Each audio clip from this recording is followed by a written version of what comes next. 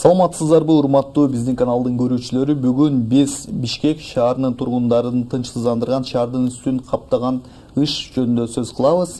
Чындыгында азыркы учурда бул аба ырайынын булганышы көптөгөн биздин мекендештердин ден соолугуна зыян болуп жатат. Борбор калабыздын мындай акыбалга келишине айрым массалык маалымат каражаттарында кээ бир серепчилер, мисалы автоноодан чыккан түтүндү же болбосо жылуулук берүү борборунун айрымдары шаардын ичиндеги жана шаардын сыртындагы жан конуштардагы жагылып жаткан сапатсыз көмүрдү айтып келишүүдө. Негизи эле ушул шаардын абасы булганышынын негизги себеби түтүндүн келип чыгышы, эмне себептен аба булганып жаткандыгы жөнүндө кененирээк маалымат алуу үчүн биз бүгүн конок чакырганбыз. Бүгүн бизде конокто отун энергетика комплексинин көз карандысыз серепчиси Умбеталиев Расул агай. Саламатсызбы агай? Салам алейкум. Агай, сизге алгачкы эле суроо берели. Шаарыбыздагы түтүндүн пайда болушунун кандай факторлор таасир этет? Андан сырткары сиздин оюңузча түтүндүн себеби эмнеде? Ассаламу алейкум, урматтуу кыргызстандыктар, урматтуу көрүүчүлөр. Жыл сайын кыш мезгилинде өзгөчө баягы суук болгон убагында ушундай ыш пайда болот. Эми бардыгын биз карап чыксак, эми бул баягы бирден бир себепкери, бул бирден эң чоң негизи бул баягы бул жылуулук борбору. ТЭЦ бул жылуулук борбору.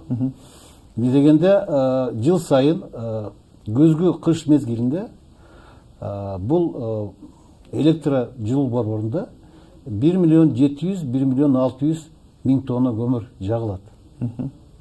Эми бул жерде мындай да, ошо жылуулук борбору 60-70% күнөөсү бар деп мен эксперт катары айтып атам.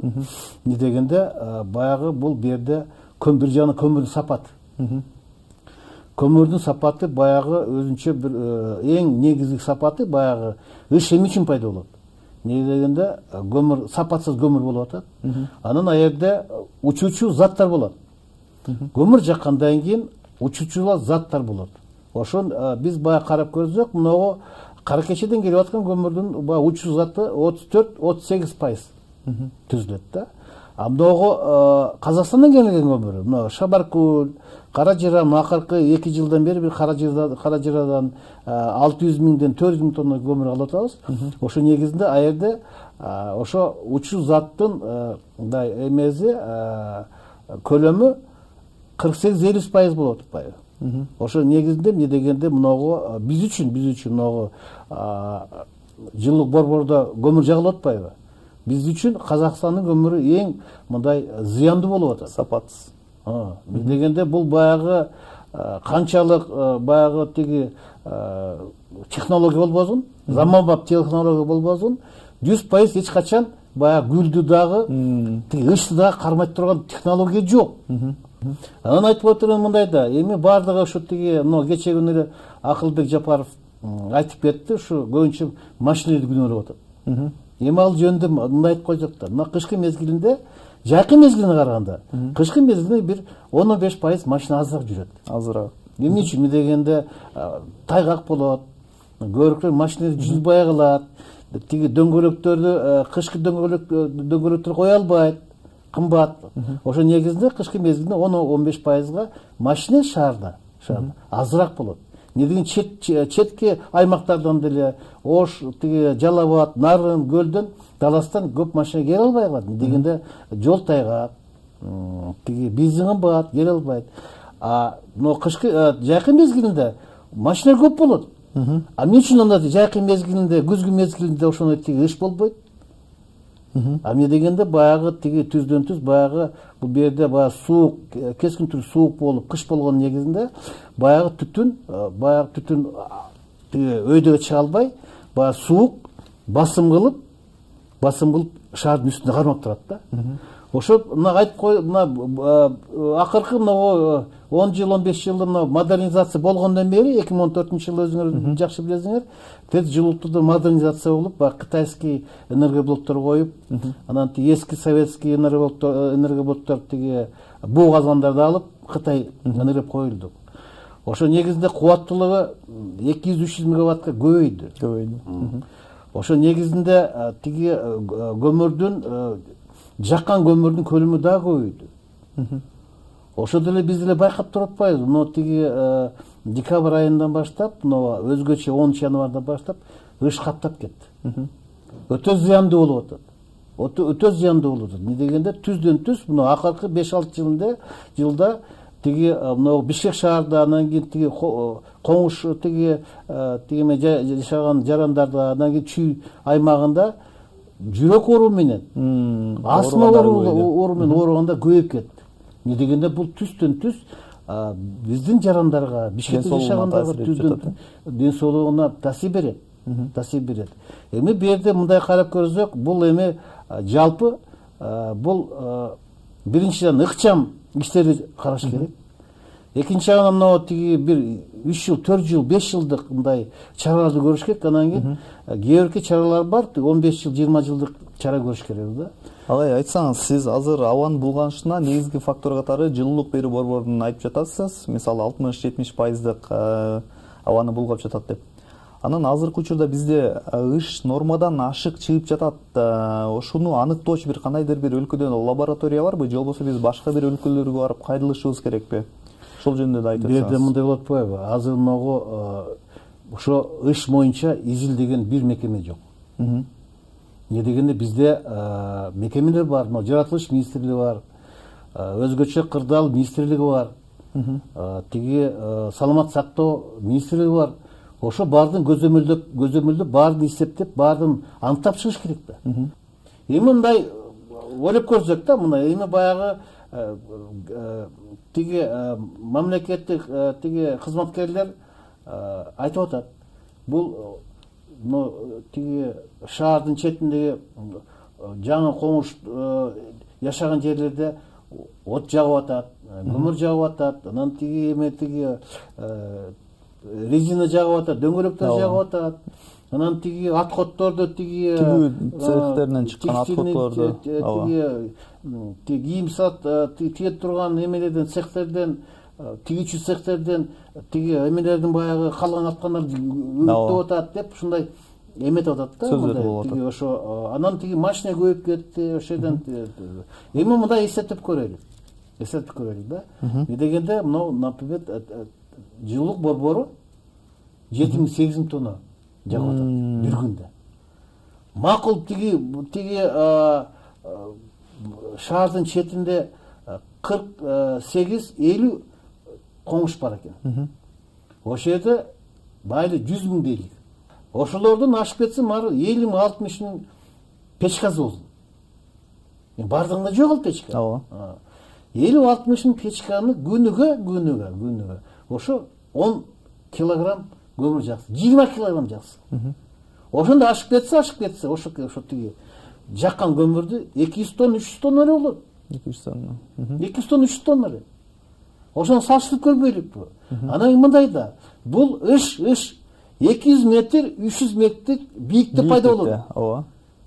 А баягы тиги жөнөкөй жарандар үйүндө, баягы менчик үйүндө жаккандарчы, алар 200 метр, 300 метрге көтөрүлбөйт. Өзүбүз деле көрүп атпайбыз. Негизинен агай ушул жерде суроо пайда болду. Айрым серепчилердин айтуусу боюнча, мисалы жылуулук борборунан чыккан түтүн 300 метр бийиктикте болуп, ал жерге мындай адамдардын арасына эч кандай зыяндуулугу жок деген дагы сөздөр бар да.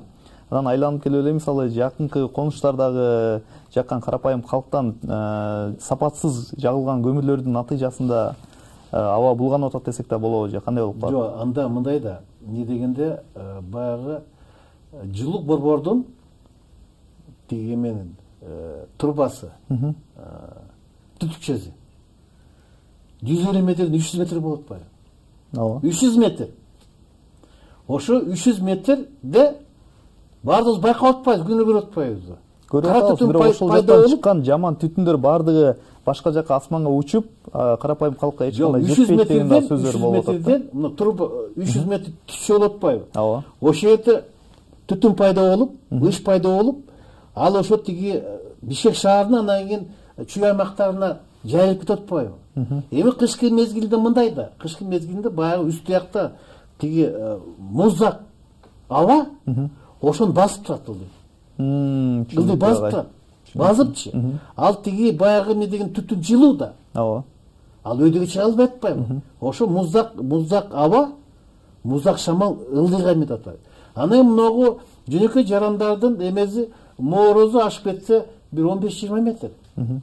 Ошо 15-20 метрден ошол жерден эле айланып ошол жерде айланып жүрөт да, өйдөгө кетпейт.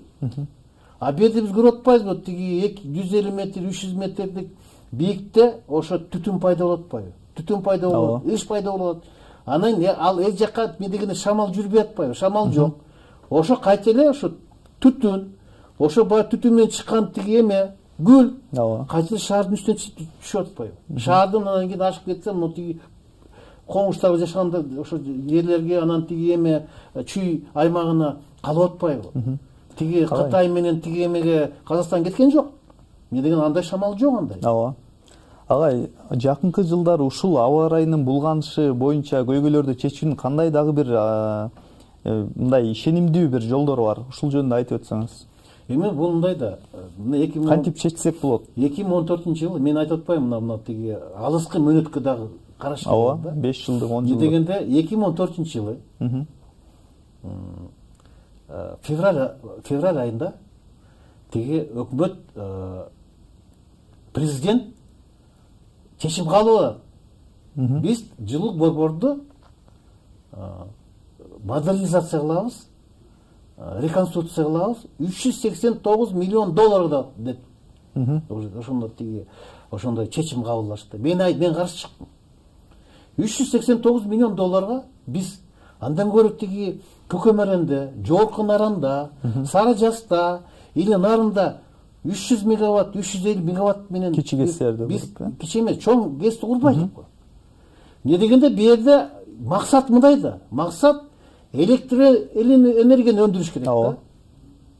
Эми бул мындай да, электр энергия өндүрсөкчү, биз тиги Сусамурда болобу, Сары Жаста болобу, Токтогулда болобу, Каракөлдө болобу электр энергия өндүрсөк, бизде мына эки көз карандыбыз, бизде ЛЭП 500 бар да.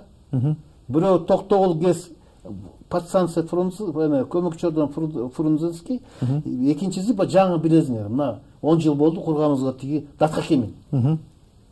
Ошо Датка Кемин аркылуу тиги башка тиги Токтогул ГЭС, мына Фрунзенский ЛЭП аркылуу биз өндүрүп аткан электр энергияны биз түндүк аймакка алып келсек болот да. Ооба. Мына түндүк аймакка алып келип, тиги ошодо электр энергия бизди өндүрүп аткан жетиштик болуп, тиги чоң көлөмдө өндүрсөк, анда биз тиги жылуулук борборду жаап элечи аны. Жаап коюп, элдерге электр энергия берсек, алар өздөрүн жылытып алат. Ооба. Электр энергия аркылуу. Тамагын да кылат, жылуулук да кылат, тиги жылуу полдор да кылат, өздөрүн өндүрүп алат. А бул баягы жылуулук борбор, эми бул курулган 60 жыл болду. Ошондо мен каршы чыктым. Биз ошо ГЭСти курбай элекпи? Жок дегенде мен айттым, но ГЭС эме ТЭЦти, электр жылуулук борборду биз жабайлык дагы. Ошо 380 миллион долларга 4 заманбап жаңы технология менен 4 районго, ар бир шаардын четине чыгарайлык, шаардын чет. Ошол жерде ар бир районго, 4 районго, Бишкекке. Ошол жерде заманбап жылуулук борбору курайлык. Ошондо иш болбойт эле. Эми келечекте бул ТЭЦти жабыш керек. Бул баягы илгерки уже илгерки технология. Анан кийин көп жерлерде, Европада, Кытайда көмүрдөн бардыгы эметип тиги көмүр жаккан ТЭЦтерди жабышып атат. Алай, биздин да убактыбыз соңуна келип баратат. Студиябызга келип, ушул аба ырайы азыркы көйгөй боюнча кененирээк маалымат бергениңизге сизге чоң рахмат. Сак саламатта болуңуз. Урматтуу көрүүчүлөр, бүгүнкү биздин маегибизден соң жылуулук электр станциясынын жетекчилери туура чечимдерди кабыл алып, биздин шаарыбыздын тургундары таза аба менен дем алуусу үчүн алгылыктуу бир иштерди иштеп баштайт деп үмүттөнөбүз. Сак саламатта болуңуздар.